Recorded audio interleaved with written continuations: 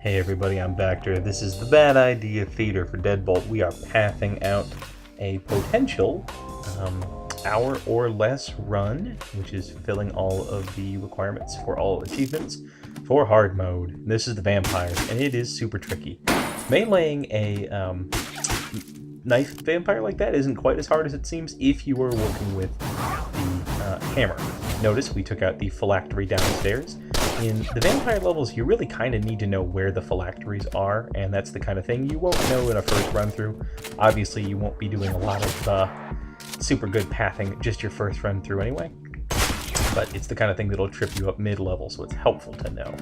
Now, a lot of these early levels there's just a ton of vampires everywhere, and even with your high-powered weaponry, which you are given, it's a bit of a chore to take them down. Normally, it wouldn't be too much of a trouble. You lure them upstairs, you make a small appearance, dash upstairs, and wait for them to come up to you. That is just slow, is the problem.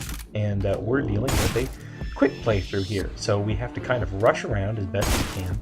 And with the 10mm pistol, everybody that we're dealing with now is taken down in a headshot. Now, dancing vampires will not come after you if you see you, but our special vampire, thank goodness, is not a dancing vampire, so all we have to do is make an appearance down there, and we don't have to deal with shooting everybody. I thought it would be kind of funny if we could have left this guy alive, because, he's the zombie that comes to warn the vampires about the Reaper, and then all the vampires die and he's still there, but whatever. When we're not required to by the level, of course, we don't want to fight everybody, so we get out. Night Out is really not too bad and not too terrifically different from how it's played. Basically, in the hard modes, some levels are way different and way harder, and some levels are pretty much the same. Apologize for the slowdown here again, but again, Lux and Tenebrious or Tenebris, or however you say that, is basically the same level. They haven't changed things enough to make it too drastically different. You can't do the trick with avoiding the guy coming down just because he is one of the phylactery vampires, and so you'll want to be going after his phylactery. A thrown hammer does the trick, and preserves the hammer, actually.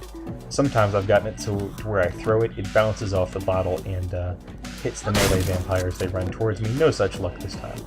It's really kind of a bummer if they don't come down to check you out. I think you can eventually wait for it, but yeah, dancing around with those guys is never a good proposition.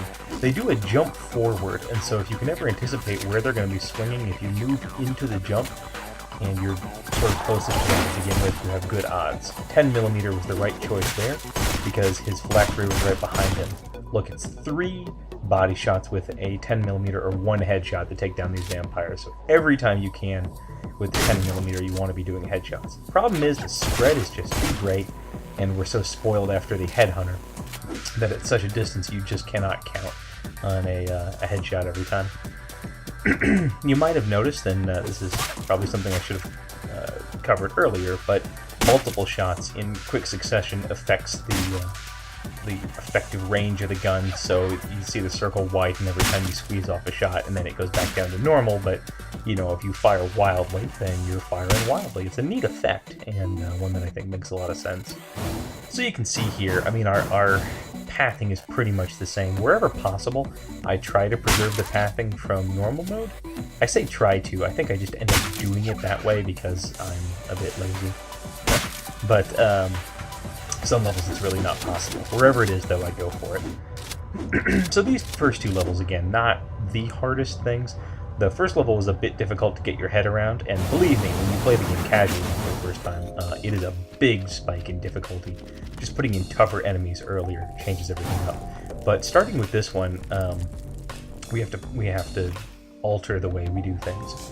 Now, this level starts off with a big surprise, and so you want to aim up that headshot beforehand, and then fortunately, the gun zombie, or the gun vampire, when it falls, takes a minute to stand up, so you can get a good beat on his head there.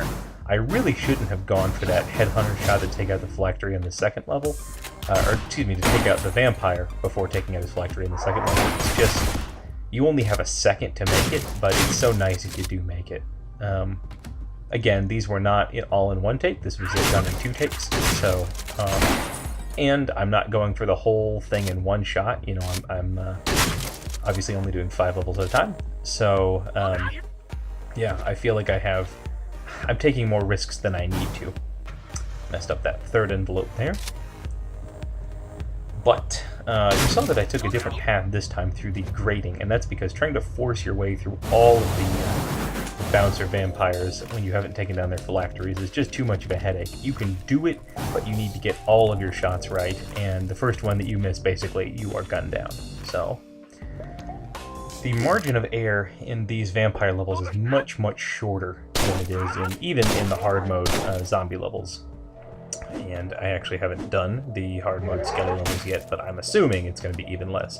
Now, notice me being a big doofus here and forgetting to burn that last stash of drugs. I will actually forget that until the very end of this level.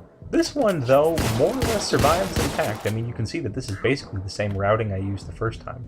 The one major difference is that bouncer zombie in the right-hand chamber there was not there in the main game, so you just need to make sure you have enough 9mm to take him down. You can actually rush up and get some more extra, but if you run too much, then he'll just fire off a shotgun blast, and that'll be that.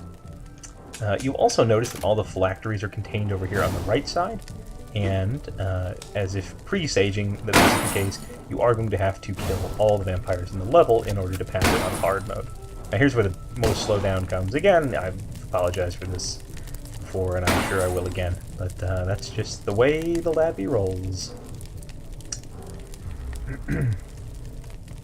Anyway, there we go. You just give it a second and it sorts itself out. So from here on, because all the vampires are vulnerable, we are going to be collecting assault shotguns. It would have been much chancier, but I probably could have gone up and gotten him with the sledgehammer. Notice forgetting that stash of drugs again. Absolutely did not see that vampire.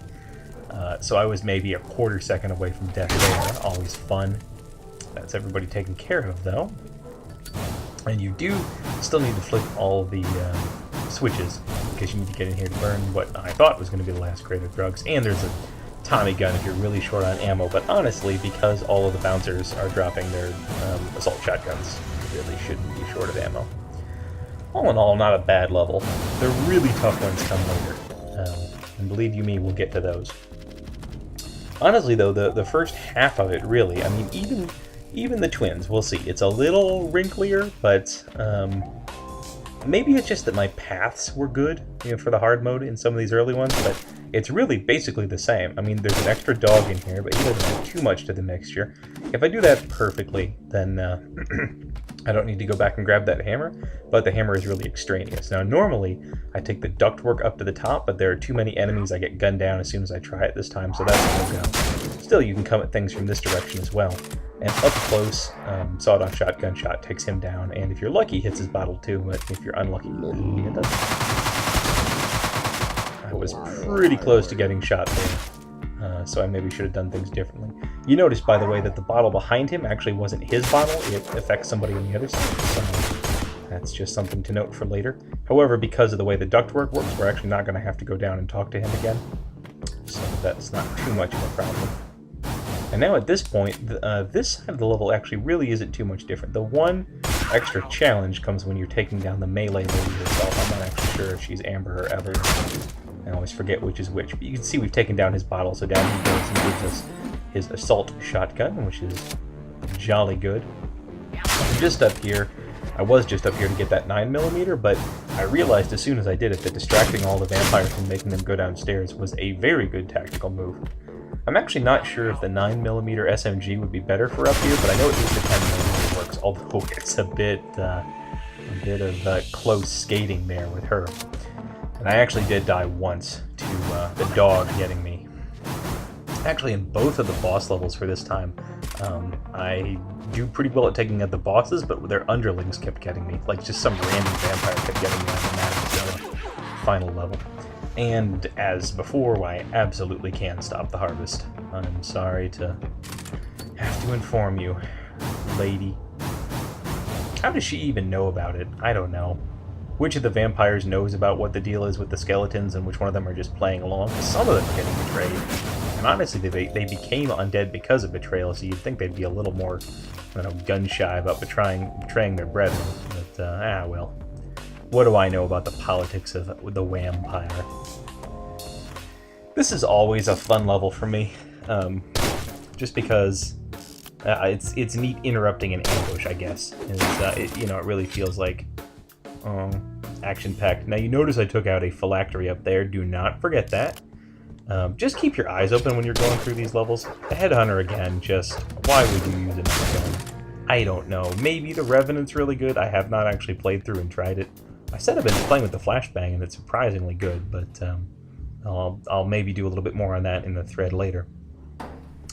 Anyway, having even one Headhunter left over makes this encounter fairly trivial, which just halves our encounter rate right there. Now, you could, if you wanted to, go to the top and take out his bottle first, but it's just, I mean, you don't attract any attention going to get it, so I frankly don't see the reason to. As with in most levels, knowing when to use your Headhunter rounds is probably a delicate dance, but I tend to be impatient and just use them all like in the first encounters to clear out the toughest resistance that I possibly can. I might have, maybe should have taken a silenced PPW. Now you notice I actually put the landmine a little bit too far forward here. I was intending to get that first wave with it, but actually this worked out pretty well. That was way too close. And honestly, I should have waited for a chance to get a better ambush position on them, but whatever, it worked out okay. So there we go. Took out some people in the second wave, and the second wave actually has been a real doozy for me in the past, so I'm not too upset about it. That keeps the bouncers from seeing me, although I'm not sure how big of a threat they are. Whatever. It don't use as like a single bullet for the PDW. But with the landmine in place, I've got well enough ammo to take out those remaining ones, and I can always backtrack to other parts in the level. There were other silenced PDWs lying around and stuff like that. But so this level is this level is awful. This one I had to play through a whole bunch of times before I got to anything that works. Okay, shut off the lights, and you can actually sledgehammer these two, so you don't need to use your precious Headhunter ammo. The deal is there's a big ambush, and way bigger than last time. In the ambush, in normal mode, you can kind of get out of here just slipping past everybody, and that is not going to be an option here. So, I messed it up there, but if you use the Headhunter correctly, you can basically clear this room out first. Now the thing about the old world rifle is it pierces, so I'm actually destroying the lights on the lower level here so that they can't turn them back on. Skellies do not see in the dark, like some of the vampires do, and I skedaddled out of there pretty much just in time. Just as before, you're going to want to take out the lights on the top level as well. I've actually had these skeletons not notice me sometimes, or notice me other times. I honestly don't know what the deal is. Whatever. Put down the landmine here, and this is a bummer because they, as you can see, heard me and started coming up, the skeletons on the lower level there, and I was hoping to basically completely catch the ambush of skeletons in there, just like in the regular level. But whatever, it actually kept me from getting bushwhacked while I was working on the safe. That said, that's another reason that you want to take out all the lights on the top. Anywhere that you're expecting an ambush, and I don't think it was worth it ammo-wise to, alright, it wasn't worth it ammo-wise to take out all the lights in the whole level, although that also would have been, a possible thing I could have done. Drawing out the sergeants here is a good tactic. You're just going to have to deal with them somehow. And honestly, what I would love to do is make a break for it, but you notice they've taken out the vent right by the door, so you can't use the vent to sneak by. I probably should have died there, but thank goodness that one had his back to me for enough of the time.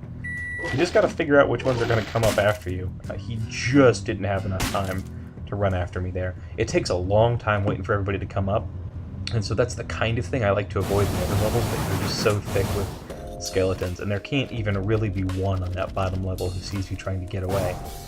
Again, that took me a real long time to path out. And that's the best I can come up with so far. I'm not saying there's not a better way. In fact, I would love to find out if there was. This is one of those fun levels, too, because it's a little bit different. Notice that there's a phylactery there now, and there's actually another one on this side. So you have just enough headhunter ammo to get everything done. You can waste one shot and fling your hammer at the thing there. Apologize for the slowdown again. That's just the way the news goes. You always want to keep in mind which weapons they're giving you, and if you can ever use them to your advantage. The 10mm pierces, so I don't have to open that door and have 3 guns from 2 very different places in the room all firing at me. That's what allows that encounter to be extremely survivable. Now, down here, this I would love to not have to do, because obviously it's a big old waste of time. Dancing vampires, again, don't care. But the problem is, those 3 vampires pretty much bunch up right there, and they interfere with your ability to slip away after the skeleton ambush at the end, which, believe you me, is a big deal. Down they go. I think this guy has to open the door here, so I've wasted a shot. You want to take him out in a hurry. You really only have a half second or so before that engineer, or whatever their name is, launches a grenade launcher at you, and then you're just toast, unless you've correctly closed the door or something like that. Here's why I took out those bottom floor vampires, because these jerks, there's 2 real wrinkles, actually. If, for whatever reason, if those 3 rifle skeletons see you, then they'll point their guns at the last place that they saw you and just wait forever until they see you again, I think. And so you can't, like, draw everybody away, vampires and skeletons included, because they will just wait and cover the bottom entrance forever. So you need to slip by without them seeing you. It's a bummer, but, you know, not the worst thing. Madame Stella is, just as in normal mode, the most insane level in this set. You want to kind of go like last time, melee that guy. Taking down the upside down gun guy is the best move there.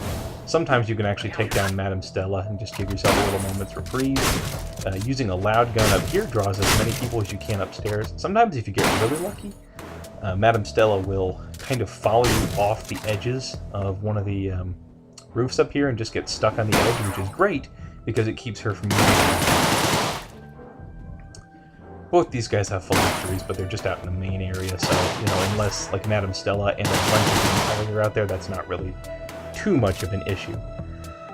Unlike the last time, there are just bunches of guys all over the place that you really don't want to get caught. Yeah, see, I swear her AI is different, Madame Stella's is, because it just seems like she zips around all over the place, which wasn't true in normal mode.